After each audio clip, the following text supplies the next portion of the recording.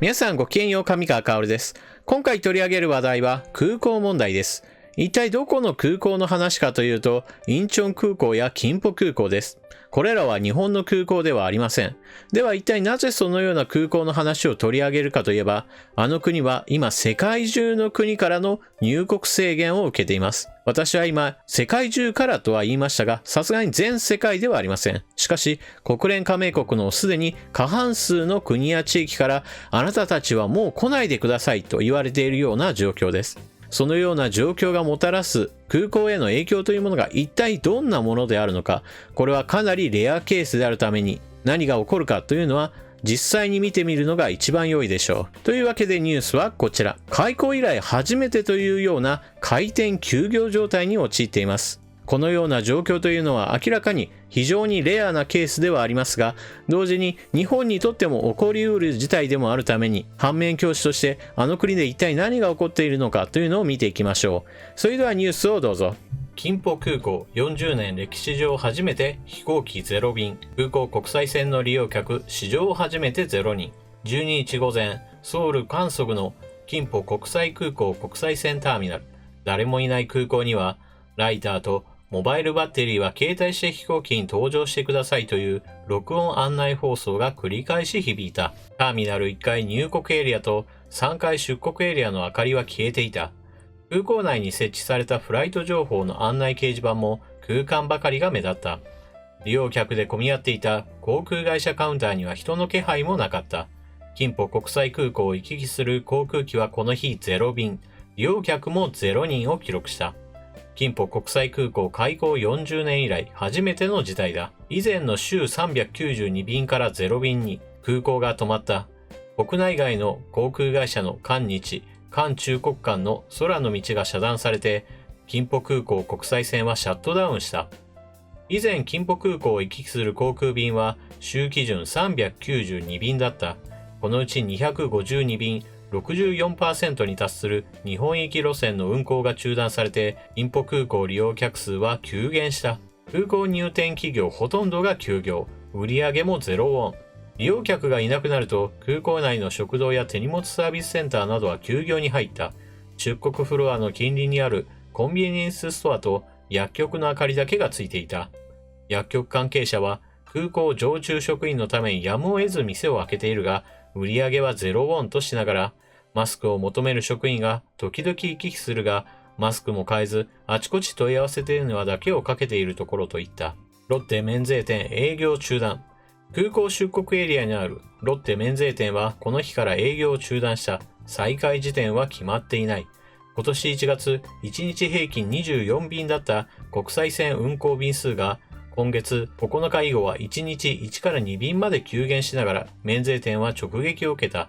以前1日2億ウォン、約1725万円に達していたロッテ免税店キンポ空港店の売上は最近100万ウォン台まで急減した。ロッテ免税店側はキンポ空港に入店している中小協力会社も休業を要請したとし、12日には飛行機が1便もなく休業を決めたとした。空港内では11日から短縮営業した白木免税店の明かりだけがついていた。陳列台を整理していた免税店関係者は利用客が一人もおらず事実上開店休業状態とし、詳しい内容は事務室に聞いてほしいと言葉少なめだった。インチョン空港も開港以来利用客が初めての1万人台記録。空港入店企業の実績はさらに悪化する見通しだ。キンポ国際空港と同じようにインチョン国際空港の利用客も急減した。12日午前6時30分基準でインチョン空港利用客は合計15,216人で、昨年同期に比べて 91.3% 減った。インチョン空港利用客が1万人台に落ちたのは開港以来初めてのことだ。キンポ空港やインチョン空港の利用客数が激減しているというには理由が当然あります。それが入国制限です。入国制限123カ国地域に増加。外交部によると12日午前10時現在、入国を制限する国や地域は123に上る。前日から4カ国増えた。空港施設としては開店しているが、キンポ空港の場合はお客さんが全くいないという開店休業状態です。まさに閉店した方がむしろ良いのではないかというような状況でもあります。このようなことになった原因そのものは明らかで、テグにおける新興宗教団体の患者が非常にたくさん多かった。それに加えて現在では首都ソウルにおいても患者の発生というものが見られるようになりました。コールセンターにおける集団感染なのではないかと疑われているわけですが、これがその他にどんどんと飛び火すれば、人口が集中している首都ではもっと状況が悪くなるのではないかと不安がられています。実際にこれが不安が現実化してもっと患者が倍増するようなことになるかというのは今後の様子を見なければわかりません。こればかりは事前予測などほとんど不可能に近いでしょう。このような状況で金浦空港では利用客ゼロ、そしてインチョン空港においても普段に比べればはるかに少ない人数にまで落ち込んでいます。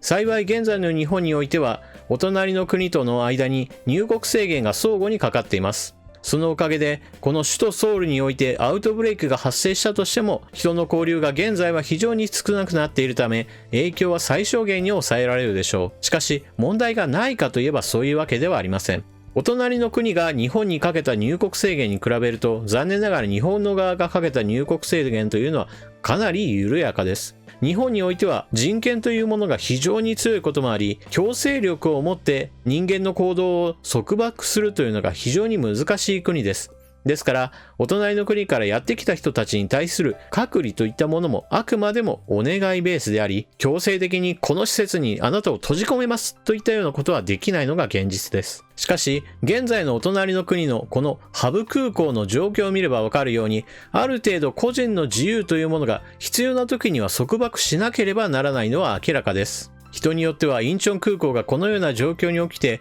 ハブ空港がハブられているなどというようなダジャレを言う方もおられますが、日本においてもアウトブレイクが発生すれば同じように世界中の国から入国制限をかけられ、成田や羽田といった空港が同じような状況になったとしても全くおかしくはないのです。ムン・ジェイン大統領の失敗のその代表例というのが気の緩みです。テグにおけるアウトブレイク状態というものがある程度状況を把握できるようになって、この状況はコントロールできるというふうに言ったのです。しかしムン・ジェイン大統領がそう安心した次の日には首都ソウルにおいてコールセンターで患者が大量に見つかるということが起こりました。ですからこのようなことからわかるのは決して油断してはならないのです。事態が完全に収束するまではあくまでも厳戒態勢を持ってこの事態に対応しなければなりません。今ムン・ジェイン大統領の発言一つ一つがこれがおかしかったな、悪かったなといった話で笑える話ばかりなのですが、空港の利用客が0人になったというのも、またムン・ジェイン大統領のように事態はコントロールできるといった翌日に患者が倍増するようなことが起こったとしても対岸の火事として笑っているというばかりではいられないのです。日本においてもまだまだ何が起こるかは分かりません。それこそスーパースプレッダーと言われるような一人で何十人何百人と移してしまうようなそうした特殊な体質を持った人がいる可能性も十分あります。そうしたスーパースプレッダーがさらに次のスーパースプレッダーを生むような事態が起これば、それは政府の政策などとはあんまり関係ないような状況で患者が倍増するといった事態も十分に起こりうるのです。そうした不幸の連鎖というものが起こらない前提で言えば、今は時間稼ぎをしっかりと行い、患者の数というものの山を大きくしない、抑え込んだ状態で少しずつ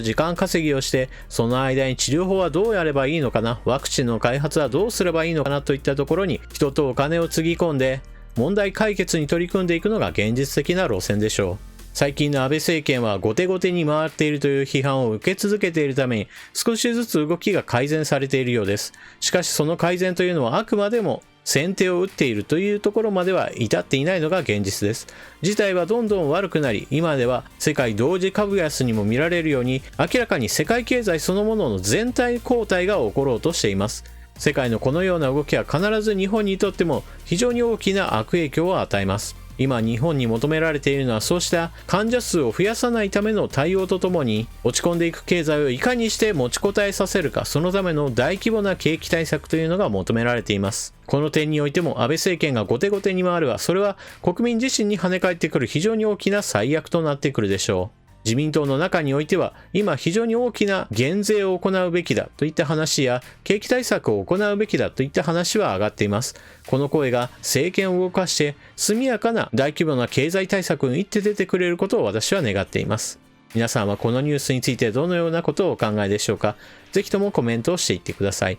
それでは動画最後までご視聴いただきありがとうございました。チャンネル登録していない方はぜひともこの機会にチャンネル登録していってください。動画を見終わったら評価ボタンのクリックもよろしくお願いします。それでは次の動画でまたお目にかかりましょう。またね。